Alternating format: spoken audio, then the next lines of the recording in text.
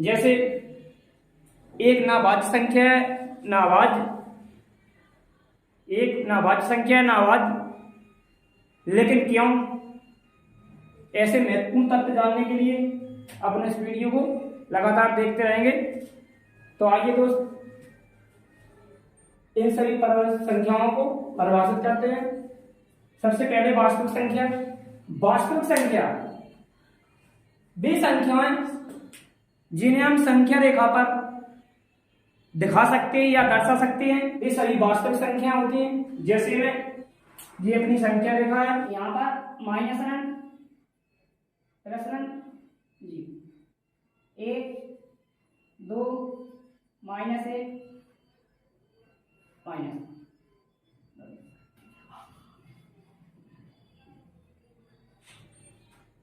इनके बीच में भी कई संख्याएं उपस्थित होंगी। इस संख्या रेखा पर उपस्थित सभी संख्याएं वास्तविक संख्याएं कहलाती हैं। और दोस्तों, आप लोग जानते ही हैं कि किन्हीं भी दो संख्याओं के बीच में अनंत संख्या उपस्थित होती है, अनंत वास्तविक संख्या। जैसे 1 और 2 है, इनके बीच में अनंत वास्तविक संख्या उपस्थित होंगी।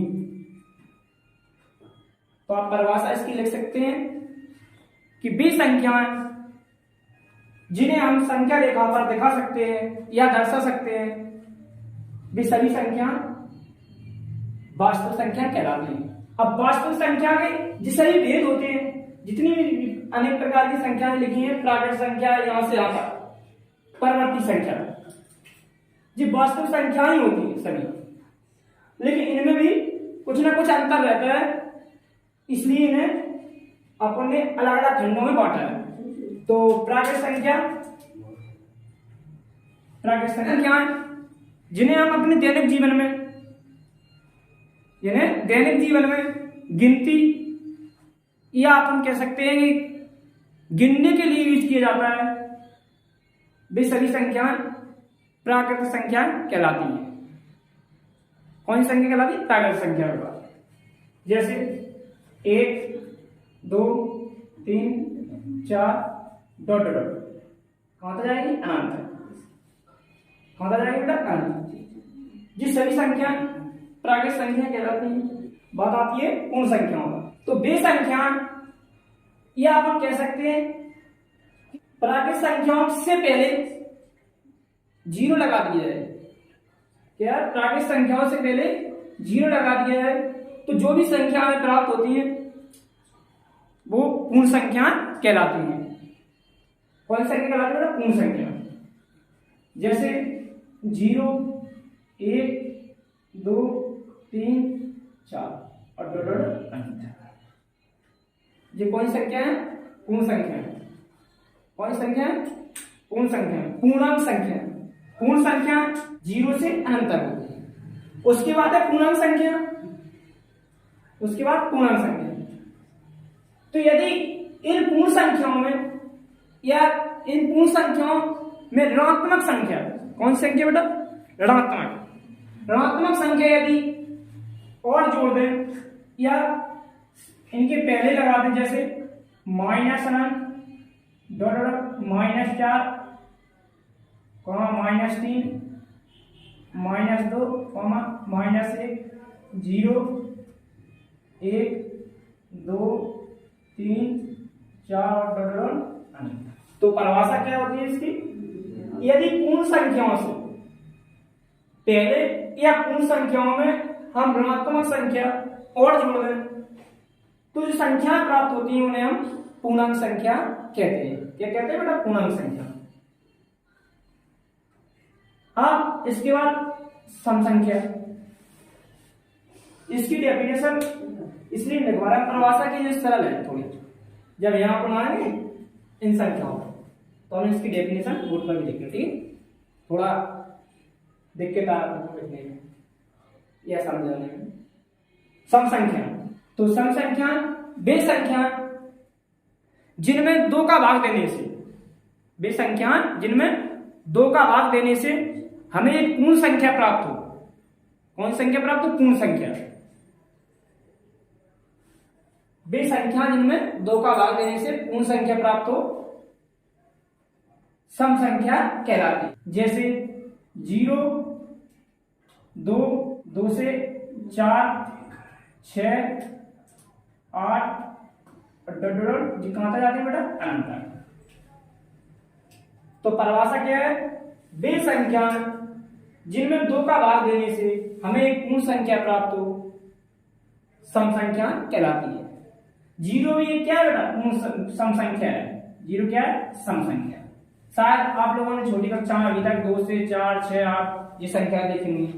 तो 0 भी क्या है? सम संख्या। तभी तो मैंने परिभाषा बनाई थी क्या कि वे संख्या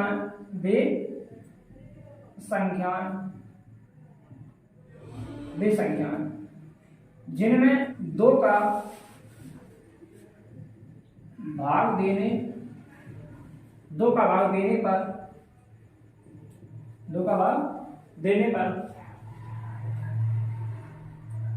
पूर्ण संख्या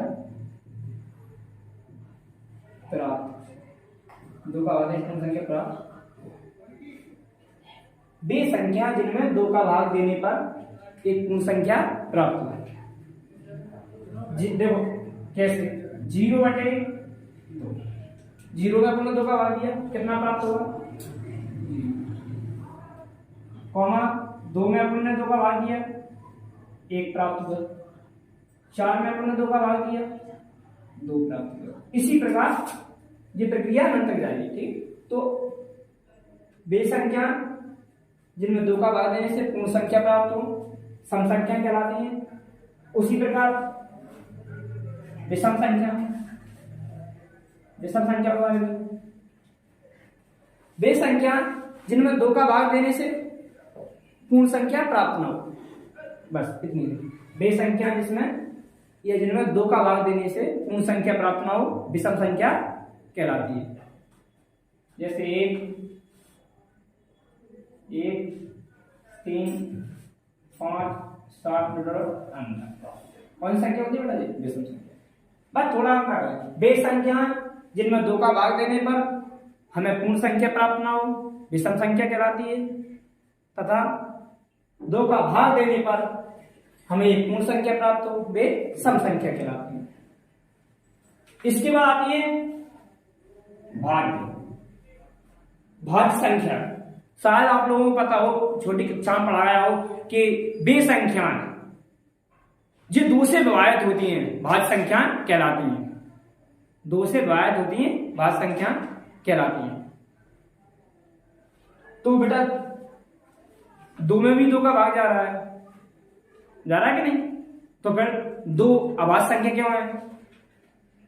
तो इसके बारे में अपन जानेंगे। तो इसकी परिभाषा एक दूसरी है, उससे ये सिद्ध हो जाता है कि 2 अभाज्य संख्या है। तो वो परिभाषा लिखवा रहे हैं हम भाज्य संख्या। तो इसकी अपन परिभाषा लिखेंगे भाज्य संख्या, क्योंकि ये थोड़ी आप लोगों ने शायद परिभाषा ये कभी देखी नहीं होगी, इसलिए इसकी परिभाषा हम लिखेंगे। भाज्य कौन सी संख्या बेटा? भाज्य ऐसी संख्या जिसके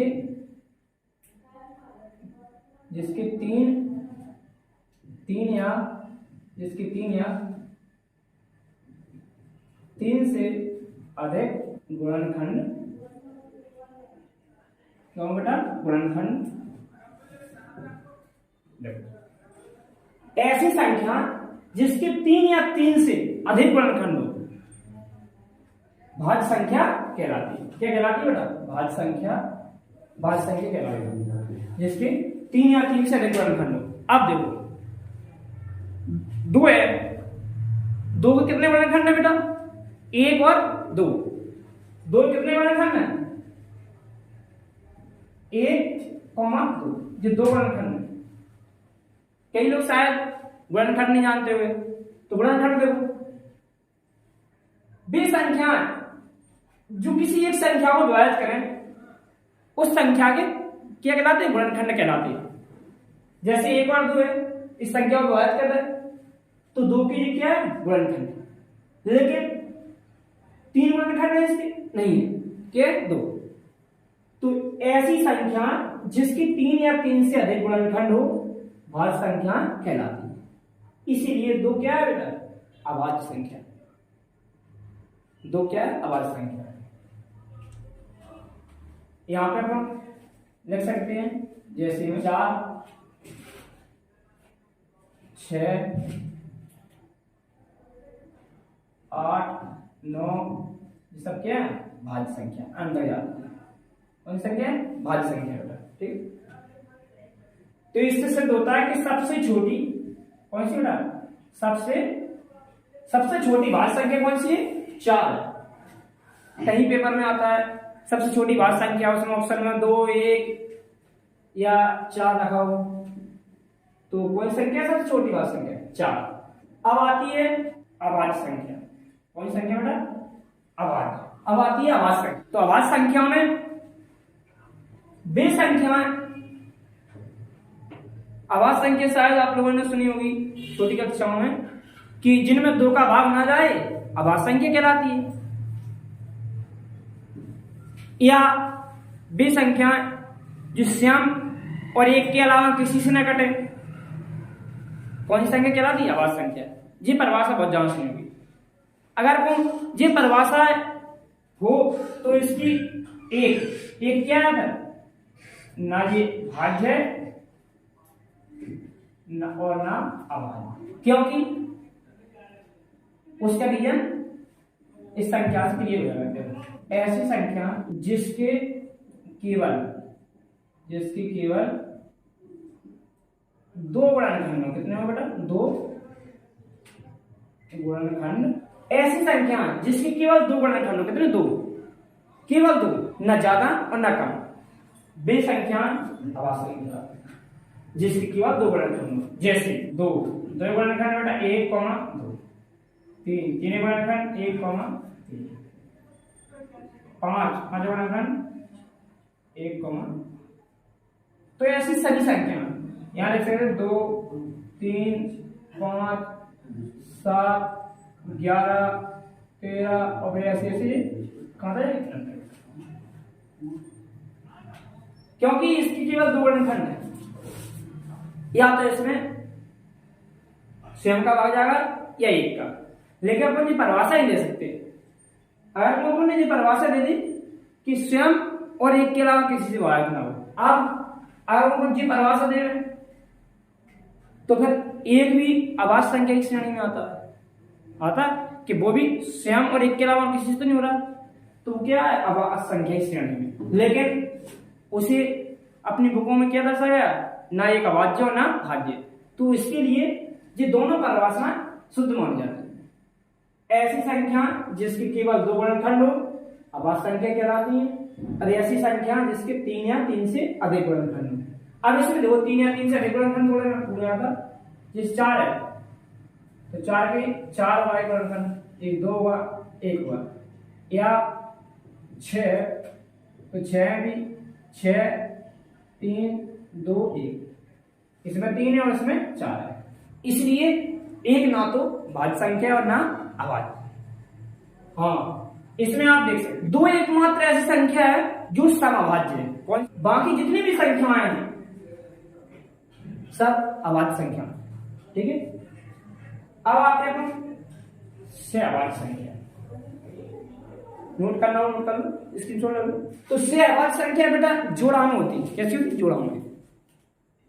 इनमें 2 संख्या ले जाए, 2 के पेयर में। ठीक है, तो ऐसी 2 संख्या जिसका एचसीएफ कितना हो? 1 हो, जिसका एचसीएफ ऐसी 2 संख्या जिसका एचसीएफ क्या होगा?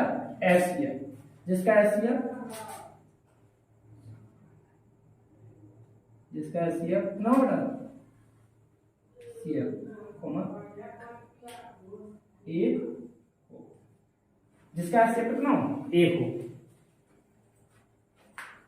सहअभाज्य संख्या जिस दोनों सहअभाज्य संख्या ऐसी 2 संख्या जिसका एचसीएफ 1 हो सहअभाज्य संख्या कहलाती है।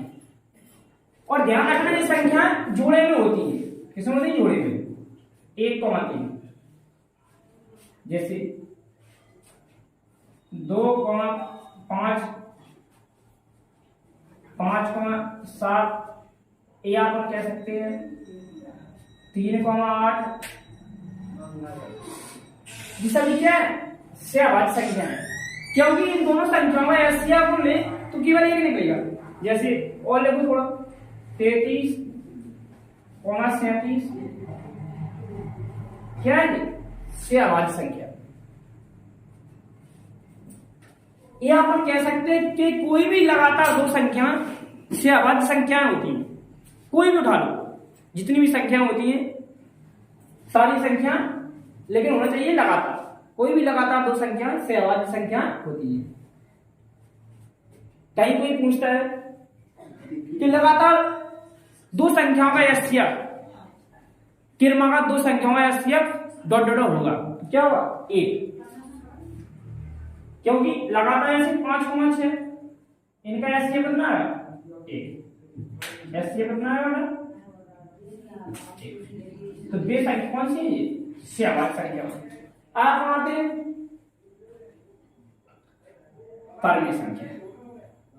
परमेय संख्या में ध्यान देना। एक परिभाषा आपने सुनी है कि ऐसी संख्या जिसे हम p बटे q के रूप में लिख सकते हैं।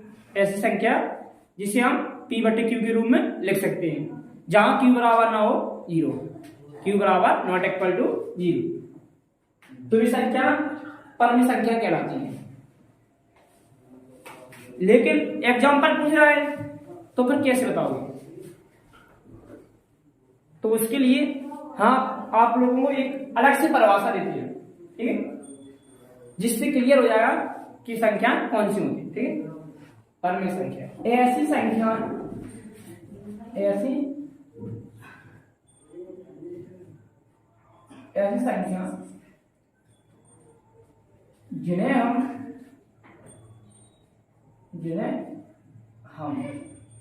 p बटे q के रूप में लिख सकते, क्या कर सकते? जिन्हें हम p बटे q के रूप में लिख सकते हैं, कौन? q not equal to 0। q बराबर 0 नहीं होना चाहिए। यदि q बराबर 0 हो गया तो फिर वो संख्या अपरिभाषित हो जाएगी। कौन सी संख्या? अपरिभाषित हो जाएगी। तो q का मान क्या हो जाएगा बेटा? 0। ठीक है, जैसे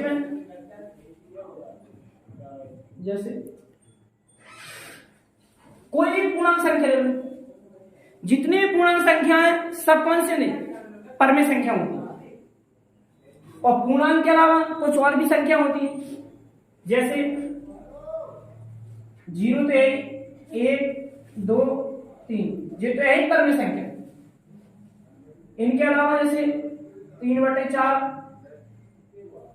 p बटे q के रूप में लिखी, 5/6 p बटे q के रूप में लिखी। ठीक है, ऐसी अनेक संख्या टोटल।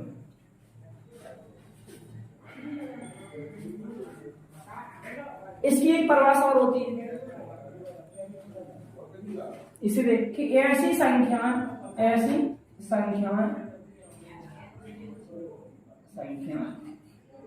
जिनका, ध्यान से ना, जिनका दशमलव प्रसार, क्या बेटा? दशमलव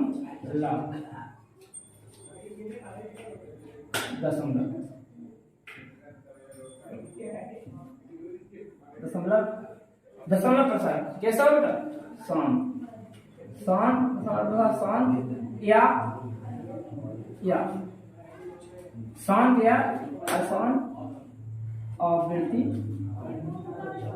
कैसा? अशांत की जगह बेटा आ सकता है अनबसानी या अनबसानी, अशांत आवृत्ति। ऐसी संख्या जिनका दशमलव प्रसार शांत या अशांत आवृत्ति हो। अशांत को बोलते हैं अनबसानी। अनबसानी मतलब जो कहीं रुके नहीं, या कहीं देसी भाषा में बोले तो बसे नहीं, इसलिए इनको अनबसानी संख्या या अशांत संख्या कहते हैं। जैसे जी कौन सी संख्या होगी? जैसे 1/3 है, p/q के रूप में, इसका मतलब 0.33333 अनवसानी यानी अनंत तक जाएगी, लेकिन कैसी आवृत्ति, एक ही अंक की पुनरावृत्ति या पुनः बार बार आएगा, तो उसे कहते हैं अशांत आवृत्ति, या तो फिर शांत या अशांत। और शांत कैसी होती है? जैसे 1/4 है, 0.25, तो जी शांत है। तो इन संख्याओं को भी अपन परम संख्या कहते हैं। उसके बाद आती है बेटा अपरम संख्या। अपरम संख्या, अपरम संख्या आप लोग लिख लेना, इसी में समझा देते हैं। ऐसी संख्याएं जिन्हें हम p/q के रूप में नहीं लिख सकते, ऐसी संख्याएं जिन्हें हम p/q के रूप में नहीं लिख सकते। और इसमें ऐसी संख्या जिनका दशमलव प्रसार कैसा होगा? अशांत आवृत्ति, अशांत अनावृत्ति से कैसा होगा? लिख लो एक बार, देखे थे इसी में।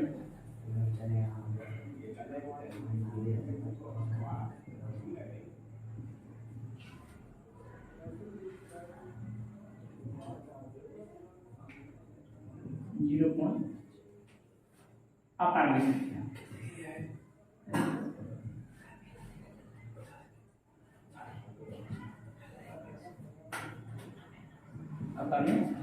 देखो ये वाली परिभाषा को आप लोग लिख लेना, नीचे वाली बताइए। संख्या ऐसी संख्या जिनका दशमलव कैसा बेटा? अशांत, कैसा? अशांत अनावृत्ति,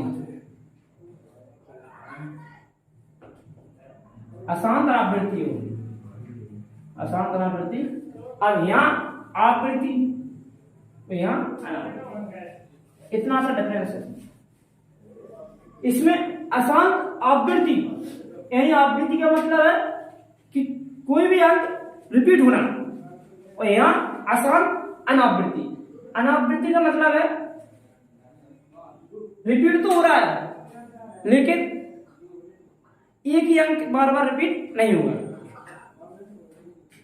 जैसे 0.1 2 3 2 5 6 7 8 3 2 यहाँ 1.3 2 1 0 5 6 7 8 ऐसी कोई भी संख्या अपने मन से ले सकते हैं, क्योंकि इन्हें हम p/q के रूप में लिख ही नहीं सकते, इसलिए ऐसे ही लिखती। ठीक, ये हुई। अब संपूर्ण संख्या सबसे महत्वपूर्ण, शायद संपूर्ण संख्या सबसे महत्वपूर्ण। शायद इस संख्या को सब लोगों ने नहीं सुना होगा, ज्यादातर लोगों, इसे इंग्लिश में कहते हैं परफेक्ट नंबर। संपूर्ण संख्या नहीं, परफेक्ट नंबर। तो ऐसी संख्या, ऐसी संख्या जिसके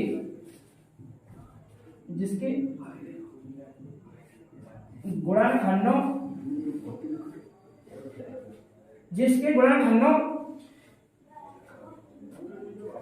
का योग, जिससे गुणनखंडों का योग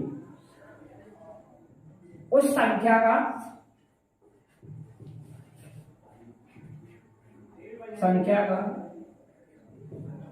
कैसा होता है? दो गुना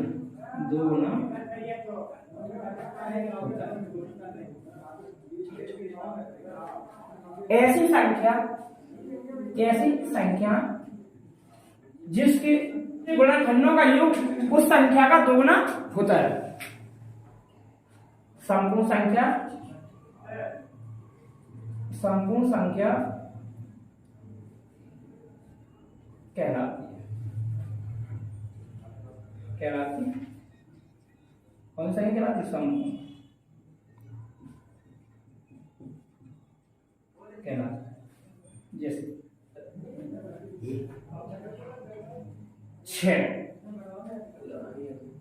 6 गुणनखंड बेटा क्या? 6 3 2 1, जी क्या है? 6 के गुणनखंड। तो बेटा संपूर्ण संख्या कहलाती है ऐसी संख्या जिसके गुणनखंडों का योग उस संख्या का दोगुना होता है, संपूर्ण संख्या कहलाती है। जैसे 6 गुणनखंड 6 3, इनको जोड़ा जाए तो 6 + 3 + 2 + 1 कितना होता है? 12, और जो कितने का? 6 का दोगुना। तो 6 ये क्या है? संपूर्ण संख्या में आती है। एक संख्या और है जैसे 28 को देखो, एक तो 28 14 7 4 2 1, और इनको ऐड करो सभी को, कितने हो जाएंगे? 28 14 7 4 2 + 1, टोटल कितने होंगे? 56। तो 28 का दोगुना आ रहा है, तो दोनों संख्या कैसी हैं? संपूर्ण संख्या। ऐसे भी सभी संख्या इस कंडीशन को फॉलो करती है, यानी जिनके अंकों का योग या गुणनखंडों का सही योग उस संख्या का दोगुना हो। अब अपन आते हैं पूर्ववर्ती संख्या। तो पूर्ववर्ती संख्या होती है कि किसी संख्या में यदि ये घटा दें तो जो संख्या प्राप्त होती है उसे अपन मूल संख्या की पूर्ववर्ती संख्या कहते हैं। क्या कहते हैं ना? कोई एक संख्या है जिसमें से यदि अपन ये घटा दें तो संख्या प्राप्त होती है, उसे मूल संख्या की पूर्ववर्ती संख्या कहते हैं जो पहले थी। जैसे 12 है, इसकी पूर्ववर्ती संख्या कौन सी हुई? 12 की पूर्ववर्ती संख्या, 12 की पूर्ववर्ती संख्या 12 - 1 बराबर 8, पूर्ववर्ती संख्या। ऐसी परवर्ती संख्या, ये कौन सी संख्या? परवर्ती संख्या। किस संख्या में यदि एक जोड़ दें तो जो संख्या प्राप्त होती है वो मूल संख्या की कौन सी संख्या है? परवर्ती संख्या। जैसे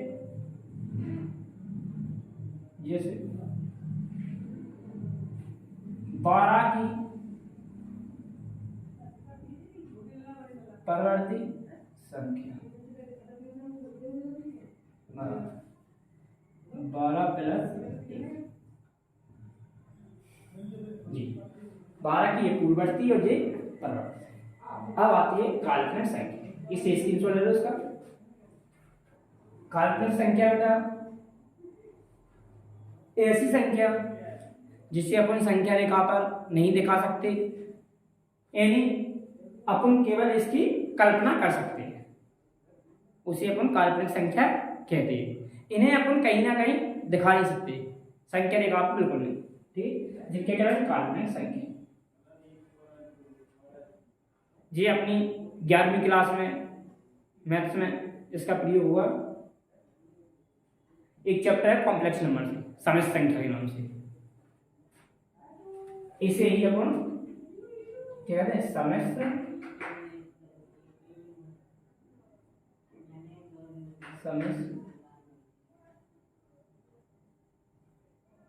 संख्या कहते हैं।